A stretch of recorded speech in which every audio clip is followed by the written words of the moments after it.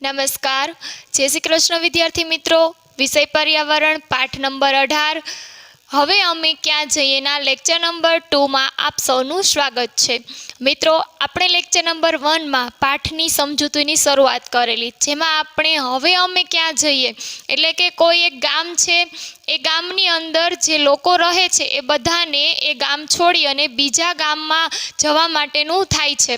તો એ ગામમાં લોકો છે એ બધા રહે છે, તો એને બીજા ગામ જવું પડે છે, શા કારણેથી જવું પડે છે, એ બધા આપણે ચર્ચા કરવાની છે. તો સૌથી પહેલાં તો આપણા પાઠનું શરૂઆત છે ક્યાંથી થાય છે, તો કે અનુજભાઈ નામના વ્યક્તિ હોય છે એમનાથી, કે અનુજભાઈ છે એનાથી એ પાઠની શરૂઆત થાય છે. અને અનુજભાઈ છે એ પોતે એક પોતાના ઘરની બહાર દરવાજા પાસે બેઠા હોય છે. ક્યાં? તો કે મુંબઈ શહેરમાં. મુંબઈ શહેરમાં એ રહેતા હોય છે, ત્યાં એ પોતાના ઘરના દરવાજાની બહાર બેઠા હોય છે અને પોતાના દીકરા કૌશલની રાહ જોતા હોય છે. અને પોતાની દીકરી જે હોય છે, જીયા એમનું નામ હોય છે, એ શું કરતી હોય છે, તો કે એ પોતાના ઘરની બાજુમાંની જે બારી હોય છે ત્યાંથી બાજુવાળાના ઘરમાં ટીવી જોતી હોય છે. અને ટીવીમાં શું જોતી હોય છે, તો કે નૃત્ય. અને એમના પિતા સાંજ થવા આવે છે તો એ ત્યાં જ બેઠા રહે છે. સાંજમાંથી રાત થઈ ગઈ છતાં પણ એમનો દીકરો છે હજુ ઘરે નથી આવ્યો, એટલે એમને એ જ વિચારોમાં એ ખોવાયેલા રહે છે કે એમના દીકરાની રાહમાં જ. અને પછી એ જોવે છે કે પોતાનો જે દિવસ છે એ વિચારતા હોય છે કે આના કરતાં તો આપણે આપણા ગામમાં હતા એ સારા હતા.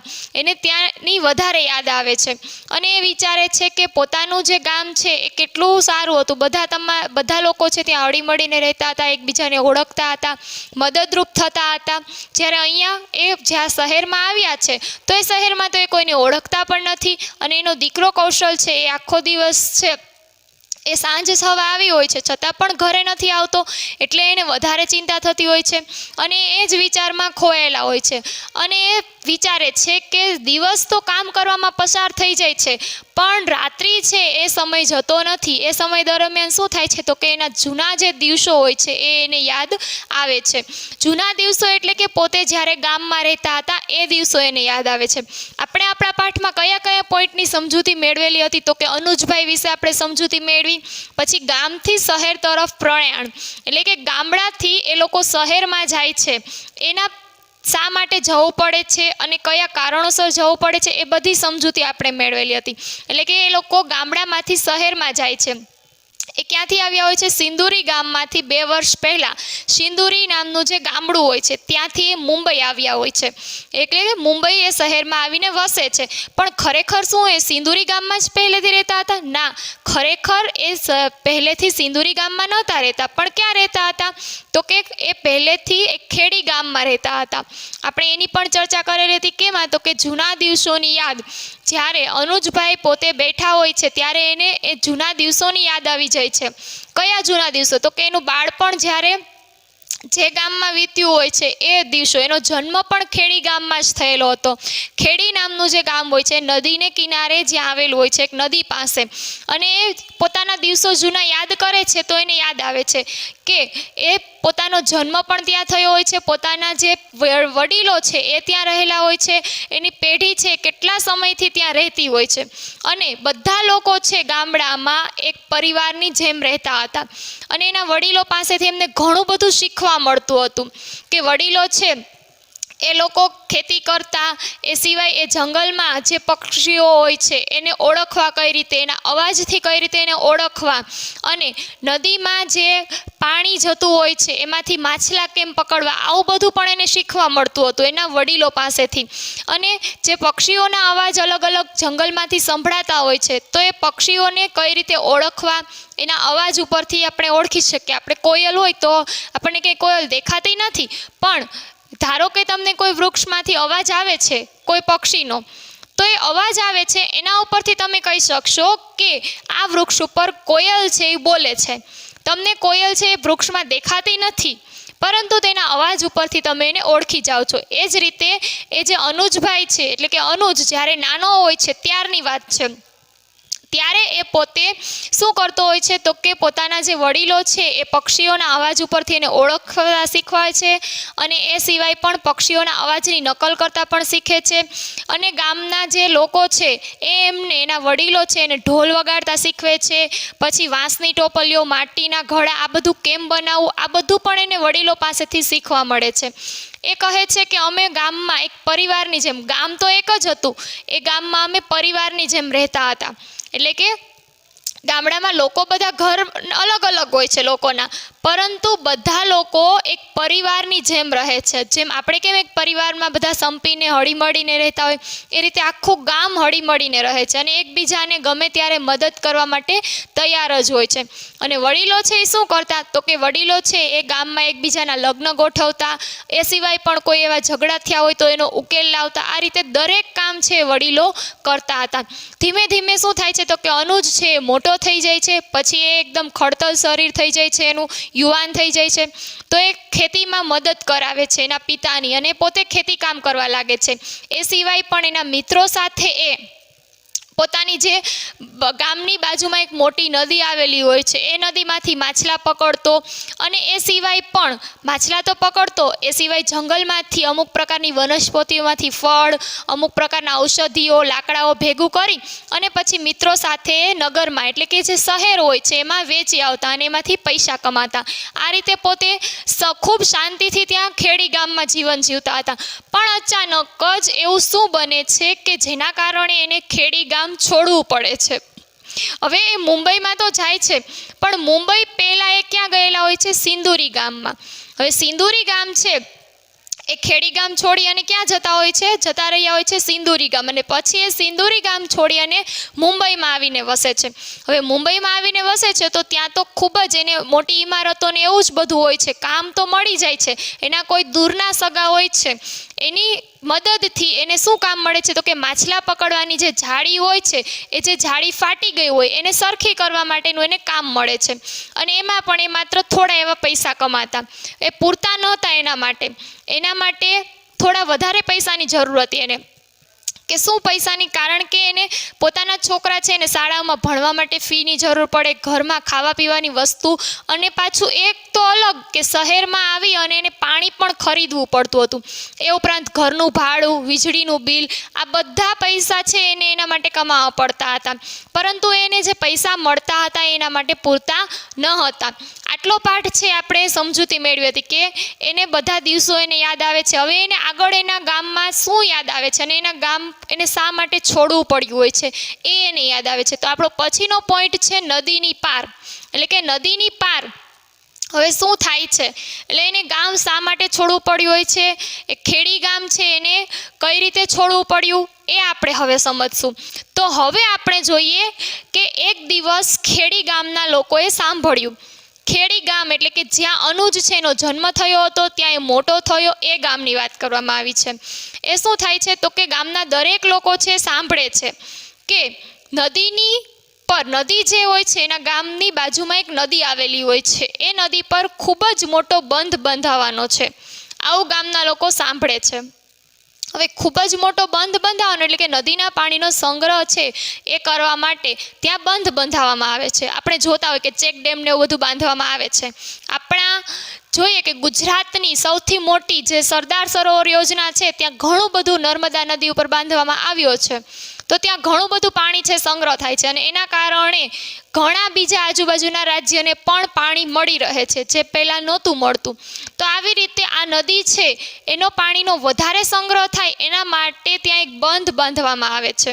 હવે એ બંધ બાંધવાનો હોય છે જેના કારણે નદીનો પ્રવાહ છે એ રોકવા માટે એક મોટી દિવાલ પણ બનાવવામાં આવશે. એવો પણ ચર્ચા સંભળાય છે કે નદીની જે પ્રવાહ હોય એને રોકવા માટે એક મોટી દિવાલ બનાવવામાં આવશે. બંધ એટલે શું તો કે એક મોટી દિવાલ જેવું બનાવવામાં આવે જેના કારણે પાણી છે બધું ત્યાં સંગ્રહ કરી શકાય. હવે ખેડી અને નજીકના ઘણા બધા ગામડા હોય છે એનો વિસ્તાર પાણીની અંદર ડૂબી જશે. આવું પણ સંભળાવવામાં આવે છે બધાને. આવું પણ બધાને સંભળાતું હોય છે કે ખેડી ગામ છે એ તો પાણીની અંદર ડૂબી જ જશે, પણ એના સિવાયના આજુબાજુના ઘણા બીજા ગામડા હોય છે ખેડી સિવાયના, કે કે એ બધા પણ ગામડા છે એ પાણીની અંદર ડૂબી જશે, કારણ કે નદીનો પ્રવાહ વધે એટલે પાણી છે એ બીજા ગામમાં બધે સંગ્રહ થવાનો હોય છે અને ત્યાં મોટો બંધ બાંધવાનો હોય છે. એટલા માટે એ બધા ગામડાઓ છે શું થાય છે તો કે પાણીમાં ડૂબી જવાના છે, એટલે એ બધા ગામમાં પાણી છવાઈ જશે. લોકોએ તેમનું ગામ, જમીન અને જ્યાં તેમના બાપદાદાઓ વર્ષોથી રહેતા હતા એ બધું છોડીને જવું પડશે. હવે દરેક ગામમાં જ્યાં આ નદીનું પાણી પહોંચવાનું છે બધા જ ગામડાઓના લોકો છે એને શું કરવું પડશે તો કે પોતાની ખેતીની જે જમીન હોય છે એ, પોતાનું ઘર, એ સિવાય પણ પોતાના બાપદાદા વર્ષોથી ત્યાં રહેતા હોય છે, એટલે કે આપણું પણ મૂળ ગામ હોય તો એ આપણા દાદા ને બધા હોય છે, પરદાદા ને એ બધા વર્ષોથી ત્યાં રહેતા હોય છે. પછી આપણે તો શહેરમાં આવીને વસેલા હોય, તો એ વર્ષોથી એ લોકો ત્યાં રહેતા હોય છે, છતાં પણ એમને એમનું ગામ છોડીને જવું પડશે. આવું બધું એને નિર્ણય લેવા પડે છે.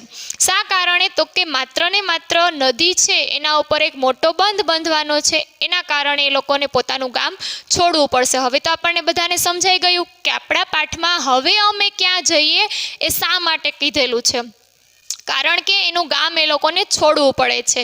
એ છોડી અને બીજા ગામમાં એ લોકોને સ્થાયી કરશે લોકો, એટલે કે સરકાર છે એના દ્વારા એને ગામ ખાલી કરી અને પછી એને બીજા ગામમાં મોકલવામાં આવશે. તો જોઈએ હવે સરકાર છે એ લોકોને કેવી વ્યવસ્થા આપે છે. થોડા દિવસો પછી સરકારી કર્મચારીઓ જે હોય છે, પોલીસ અને ગામની પોલીસ છે, સરકારી કર્મચારી તો હોય જ છે, સાથે સાથે પોલીસને પણ લાવે છે અને ગામની મુલાકાત લે છે. એટલે કે જે ગામને ખાલી કરવા પડે એમ હોય છે એ બધા જ ગામની પોલીસ અને સરકારી કર્મચારી બધા એની મુલાકાત લેવાનું ચાલુ કરે છે. ગામના છોકરાઓ પોલીસને પહેલી વાર જોવે છે. હવે ગામમાં એવું ક્યારેય બન્યું જ ના હોય અને કદાચ નાના મોટા ઝઘડાઓ થતા હોય તો ગામના જે સરપંચ હોય છે, વડીલો હોય છે, એ જે બધા સોલ્વ કરતા હોય, એટલે પોલીસ છે એને ક્યારેય ગામમાં આવવાની જરૂર જ નથી પડતી ગામડાઓમાં. તો એટલા માટે નાના નાના જે છોકરાઓ હોય છે તો પહેલીવાર પોલીસને જોવે છે અને એ બધા ડરી જાય છે એનાથી. બાળકો તેની પાછળ દોડવા લાગ્યા. હવે અમુક બાળકો છે એ શું કરે છે તો કે પોલીસની પાછળ દોડવા લાગે છે અને કેટલાક બાળકો તો તેમને જોઈને ડરી જાય છે અને કેટલાક રડવા લાગ્યા. હવે બધા બાળકો તો સરખા ના હોય. આપણે નાના બાળકને કહીએ કે પોલીસ આવશે તું તોફાન કરમાં, આવું કહીએ તો એ પોલીસથી ડરી જાય, બરાબર ને, ડરી જાય. પણ તમે થોડા મોટા છો એટલે તમને એટલો બધો ડર ના લાગે કે પોલીસથી ડરી જાય. તો એ બધા બાળકો છે સરખા નથી હોતા, એટલા માટે બાળકો અમુક છે પોલીસની પાછળ દોડવા લાગે છે ને જોવા માટે, અમુક બાળકો છે એનાથી ડરી જાય છે અને અમુક બાળકો તો રડવા જ લાગે છે પોલીસને જોઈને. આપણને પણ હજી પોલીસનું નામ આવે તો બીક લાગે, બરાબર ને. તો હવે એ પોલીસથી ડરી જાય છે. હવે આગળ શું થાય છે તો કે કર્મચારીઓ જે આવેલા હોય છે એ નદી, ખેતરો, જંગલો અને ઘરોની લંબાઈ અને પહોળાઈનું માપ લીધું. હવે જે બધા સરકારી કર્મચારી જે આવેલા હોય છે એમણે નદીની જે હોય છે, નદીની લંબાઈ કે પહોળાઈ એનું માપ લે છે, આજુબાજુમાં જે ખેતરો આવેલા હોય છે એનું માપ લે છે, જંગલો હોય છે એનું માપ લે છે અને લોકો જે ઘરમાં રહેતા હતા એમનું પણ એ લંબાઈ અને પહોળાઈનું માપ લે છે. તેઓના જે ગામના આગેવાનો હોય છે, એટલે કે જે મેઇન વ્યક્તિઓ કહેવાતા હોય, ગામના જે સરપંચો હોય છે એ બધા અને વડીલો બધા સભા બોલાવે છે, એટલે કે બધા મળી અને સભા બોલાવે છે અને તેઓએ કહ્યું. હવે વડીલો તો હોય જ છે, સાથે સાથે ગામના આગેવાનો અને સરકારી કર્મચારીઓ આ બધા ભેગા થાય છે અને એક સભા બોલાવવામાં આવે છે અને પછી તેઓ કહે છે કે નદી કિનારાના જે નદી કિનારો છે ત્યાં પાસેના ગામોમાં તમને ખસેડવા પડશે. શું કહે છે કે નદી કિનારા પાસેના જે ગામો છે એને ખસેડવા પડશે. એટલે નદી કિનારાની આસપાસ જેટલા ગામો છે બધા વ્યક્તિઓને ત્યાંથી બીજા ગામમાં જવું પડશે, આવું કહેવાનો એ લોકોનો અર્થ હતો. જે લોકો પાસે ખેડીમાં જમીન છે તેઓને નદીની પેલે પાર, એટલે કે નદી કિનારો છે એ નદીની આ બાજુ જે લોકો રહે છે બધા ખેડી ગામમાં અને બીજા લોકો, એ બધાને નદીની પેલે પાર મોકલવામાં આવશે. અને જે લોકો પાસે આ ગામમાં જમીન છે પોતાની એ લોકોને ત્યાં પણ જગ્યા આપવામાં આવશે, એટલે કે નદીની પેલે પાર એ લોકોને જગ્યા આપવામાં આવશે કે જેથી કરીને પોતે ત્યાં પોતાનું કામ કરી શકે અને ખેતી કે જે કાંઈ કરે તે. જે એટલે એ કહે છે કે અહીંયા જેની પાસે જમીન છે એને ત્યાં જમીન આપવામાં આવશે. હવે એ લોકો જે બધા લોકો છે એ શું કરે છે તો કે નદી જે લોકો પાસે જમીન છે એને તો જમીન આપવામાં જ આવશે. તેઓ માટે એટલે કે તેમના જે બાળકો હોય છે એમના માટે ત્યાં શાળા, વીજળી, હોસ્પિટલ, બસ, ટ્રેન વગેરેની વ્યવસ્થા થશે. હવે જેટલા લોકો એ નદીની પેલે પાર જવાના છે એ બધા માટે શું શું વ્યવસ્થા હશે તો કે શાળાની બાળકો માટે વ્યવસ્થા હશે, વીજળી પણ એ લોકોને ત્યાં ઘરોમાં મળી રહેશે, આજુબાજુમાં હોસ્પિટલની વ્યવસ્થા હશે. એ સિવાય બસ, ટ્રેન કે તમે એક જગ્યાએથી બીજા શહેરમાં જવું હોય તમારે તો બસ અને ટ્રેનની પણ તમને વ્યવસ્થા મળશે.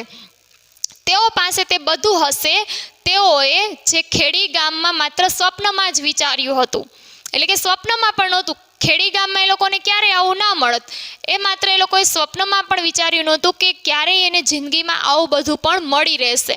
તો હવે એ લોકોને આ બધું મળવાની આશા થઈ છે કે આ લોકો આશા બંધાવે છે એ લોકોને, સરકારી કર્મચારી બધા, કે તમને આવું બધું મળશે, જે લોકોએ આવું ક્યારેય સ્વપ્નમાં પણ વિચાર્યું ન હતું. હવે અનુજના માતા પિતા અને ગામના બીજા જે વડીલો છે એ જે ગામ છે છોડવા તૈયાર નહોતા, ખુશ ન હતા, કારણ કે એ લોકો બધા ખૂબ દુઃખી હતા. વર્ષોથી તમે કોઈ એક ગામમાં રહેતા હોય તો તમને કોઈ એમ કહે કે આ ગામ છોડીને તમારે જવાનું છે તો તમને પણ ખૂબ દુઃખ થાય. હવે માનો કે તમે અત્યારે જે ઘરમાં રહો છો એ ઘર છોડી અને તમે ક્યાંય બીજી જગ્યાએ ઘર ખરીદો છો તો તમારે જૂનું ઘર છે એ છોડીને જવું પડે તો પણ તમને દુઃખ થાય. તમારા મમ્મી પપ્પા, તમે તો નાના છો પણ તમારા મમ્મી પપ્પા છે એને સૌથી વધારે દુઃખ થશે. ભલે એ તમારું મોટું ઘર તમે ત્યાં જવાના હોય છતાં પણ તમને એ દુઃખ તો થવાનું જ છે. એ રીતે વર્ષોથી જે લોકો ત્યાં રહે છે, જે અનુજના માતા પિતા છે અને બીજા વડીલો છે એ બધાને ખૂબ જ દુઃખ થાય છે અને એ લોકો બિલકુલ તૈયાર નહોતા પોતાનું ગામ છોડવા માટે. આ બધું સાંભળી અને અનુજના માતા પિતા છે એ તો ગભરાઈ જાય છે, દુઃખી થાય છે, સાથે અનુજ પણ ગભરાઈ ગયો હોય છે. પરંતુ તે ઉત્તેજિત પણ હતો. હવે એ ગભરાયેલો તો હતો જ, પરંતુ બીજા ગામમાં જવા માટે જે લોકો સરકારી કર્મચારી હતા એ લોકોએ એને ઘણી બધી આશા બંધાવી કે તમને ત્યાં ઘણી બધી વ્યવસ્થા મળશે, સગવડ મળશે. એટલા માટે અનુજ છે એને શું થાય છે કે એ ઉત્તેજિત હતો કે નવા શહેરમાં કે નવા ગામમાં જવા માટે, કે ત્યાં તેમને ઘણી બધી સગવડ મળશે જે એને ખેડી ગામમાં નથી મળેલી. તે વિચારવા લાગ્યો કે લગ્ન પછી તે પોતાની પત્નીને લઈ અને નવા ગામમાં જશે અને નવા ઘરમાં પણ જશે. એટલે નવું ગામ એટલે કે ખેડી નહીં પણ બીજા ગામમાં જ્યાં એ લોકોને મોકલવામાં આવશે. તે પોતાના પત્નીને લઈ અને પોતાની જે નવું ઘર છે નવા ગામમાં ત્યાં જશે અને એવું ઘર જ્યાં તે ફક્ત એક બટન દબાવશે ત્યાં અજવાળું થશે અને નળ ખોલશે તો પાણી આવી જશે. હવે એ તો સ્વપ્ન જોવા માંડ્યો બધા અનુજ કે એને કેવું ઘર હશે એ નવા ગામમાં જશે તો, કે માત્ર એ પોતે એક બટન દબાવશે ત્યાં ઘરમાં શું થઈ જશે, અજવાળું થઈ જશે અને એ સિવાય પણ માત્ર નળ ખોલશે ત્યાં પાણી આવી જશે. આવા બધા એને સ્વપ્ન એ જોવા માંડ્યા, આવું બધું એને વિચાર આવવા માંડ્યા અને તે શહેરમાં ફરવા અને નવી જગ્યાએ જોવા. જે જગ્યા હોય છે આપણે બધા જાણીએ જ છીએ કે આપણે અહીંયા અત્યારે ઘરમાં છીએ તો માત્ર એક સ્વિચ આપણે દબાવીએ છીએ તો આપણા ઘરમાં વીજળી આવી જાય છે, નળ ખોલીએ ત્યાં પાણી આવી જાય છે અને શહેરમાં નવી નવી જગ્યાઓ પર જવા માટે આપણે જઈએ છીએ બધા ફરવા માટે, જોવા માટે. તો અનુજ પણ એવું વિચારે છે કે શહેરની જે નવી નવી જગ્યાઓ હશે એ જોવા માટે અમે બસમાં જઈશું અને જ્યારે એના બાળકો થશે ત્યારે એના પોતાના બાળકોને શાળાએ પણ મોકલશે. એટલે કે પોતે જે ભણી નથી શક્યા, પોતે ભણતર નથી લઈ શક્યા, ભણી નથી શક્યા તો પોતે પોતાના બાળકોને શાળાએ મોકલશે. એ પોતે સ્વપ્ન પૂરું કરશે પોતાના બાળકોનું. તેઓ એટલે કે શું કહે છે કે તેઓ એટલે પોતાના બાળકો તેના જેવા અભણ રહેશે નહીં. એટલે શું કહે છે કે અમારા જે બાળકો છે બધા એ બધા બાળકો છે એ અમારા જેવા અભણ રહેશે નહીં. એટલે શું કહેવા માગે છે કે પોતાના બાળકો છે એ ભણશે અને નવા શહેરમાં ખૂબ સારી રીતે એ પોતે ભણી અને આગળ વધશે. આવા બધા સ્વપ્ન છે એ પોતે વિચારવા લાગે છે અને હવે ખરેખર એ આગળ શું કહેવા માગે છે એ પણ આપણે સમજવાનું છે કે હવે આગળ એ શું કહેવા માગે છે. કે આટલા સુધી તો એ પોતે પહોંચી જાય છે. તો હવે આપણે એ જોઈએ કે અનુજે પોતે ત્યાં બેઠા બેઠા પોતાના ગામમાં બેઠા બેઠા ઘણા બધા સ્વપ્ન જોઈ લીધા કે પોતે નવા ગામમાં અથવા તો નવા શહેરમાં જશે તો પોતાના દરેક સ્વપ્ન છે પૂરા કરશે, સાથે સાથે પોતે અભણ રહ્યા છે પણ પોતાના બાળકોને અભણ રાખશે નહીં, એને શાળાએ મોકલી અને ભણાવશે. આવા બધા સ્વપ્ન એ જોવા લાગે છે. હવે એ નવી જગ્યાએ જાય છે તો ત્યાં શું થાય છે, એટલે કે હવે આપણે પછીનો પોઈન્ટ જોવાનો છે નવી જગ્યા. હવે પોતાને ગામ છોડી અને નવી જગ્યાએ ગયા છે તો એ નવી જગ્યા કેવી છે એના વિશે અનુજ હવે આપણને જણાવે છે. તો હવે એ આપણને નવી જગ્યા વિશે સમજાવે છે અને કહે છે કે ઉનાળાની બપોર હતી. અનુજને તડકા અને ગરમ હવા જે આવતી હોય છે એમાં ચક્કર આવી રહ્યા હતા. હવે શું થતું હતું તો કે ઉનાળાની જે બપોર હતી, ઉનાળામાં આપણને ખબર છે કે ઉનાળાની બપોરે સખત તડકો હોય, આપણને ઘરની બહાર નીકળવું ન ગમે એટલો તડકો હોય અને નીચે પગ પણ જમીન ઉપર મૂકી ના શકીએ એટલું ગરમ પણ હોય છે. અને તડકો તો હોય જ છે, સાથે સાથે હવા પણ કેવી હોય, ગરમ હોય છે. એના કારણે આપણને પણ ઘણીવાર તબિયત બગડી જાય છે, ચક્કર આવી જાય છે. તો અનુજને પણ આવું જ કંઈક થતું હતું. શું થતું હતું તો કે ચક્કર આવવા લાગ્યા અને તેના પગ પાકા ડામરના રસ્તા પર દાઝી રહ્યા હતા. હવે એના પગ કેવા થતા હતા તો કે પાકા. આપણે બધા અત્યારે શહેરમાં જોઈએ છીએ કે રસ્તા કેવા હોય છે, ડામરના, કે જે બ્લેક કલરના આપણને દેખાય છે, પાકા રસ્તા જેને આપણે કહીએ એને શું કહેવાય, ડામર કહેવાય. તો એ જે બધા રસ્તા છે એના ઉપર અનુજ ચાલીને જતો હતો તો પોતાના જે પગ છે એ કેવા થતા હતા તો કે દાઝી રહ્યા હતા. આપણે સહેજ પણ પગ મૂકીએ તો આપણને તો શું થાય, તરત જ પગ દાઝી જાય, એટલું ગરમ લાગે. તો એ તો પોતાના પગે ચાલીને જતો હતો અને પોતાના પગ દાઝી રહ્યા હતા. ત્યાં થોડો છાંયડો આવે તેવું એક પણ વૃક્ષ નહોતું. હવે શહેરોમાં આપણે જોઈએ જ છીએ કે વૃક્ષો કેવા હોય છે, ખૂબ ઓછા હોય છે, જ્યારે ગામડાઓમાં તો વૃક્ષો ખૂબ જ વધારે હોય. શહેરોમાં અત્યારે વૃક્ષોની અછત છે ઘણી બધી, કારણ કે મોટી મોટી ઇમારતો બને છે, મોટી મોટી ફેક્ટરીઓ, મોટા મોટા કારખાના, આ બધી જગ્યાઓ છે એના કારણે જંગલો અને વૃક્ષો છે કપાતા જાય છે. પરંતુ હવે પાછું શું થાય છે તો કે હવે આપણામાં થોડી સમજણ આવતી જાય છે, એટલા માટે આપણે વૃક્ષો છે વધારે ને વધારે ઉગાડીએ છીએ, જેથી કરીને શું થાય તો કે આપણને શુદ્ધ હવા મળે અને ક્યારેક છાંયડાની જરૂર પડે તો એ પણ મળે. એ સિવાય વૃક્ષો છે હવાને શુદ્ધ પણ રાખે અને વરસાદ પણ વધારે લાવે. એટલા માટે હવે આપણે બધા વૃક્ષો છે વધારે ને વધારે ઉગાડવાનો પ્રયત્ન કરી રહ્યા છીએ. તો એ કહે છે કે એટલામાં છાંયડો આપે એવું એક વૃક્ષ નહોતું, કારણ કે પોતાને ખૂબ જ તડકો લાગતો હતો, ચક્કર આવતા હતા, છતાં પણ ત્યાં એને છાંયડો મળે એવું એક વૃક્ષ નહોતું કે થોડી વારે પોતે આરામ કરી શકે. ફક્ત થોડા ઘરો અને દુકાનો હતા.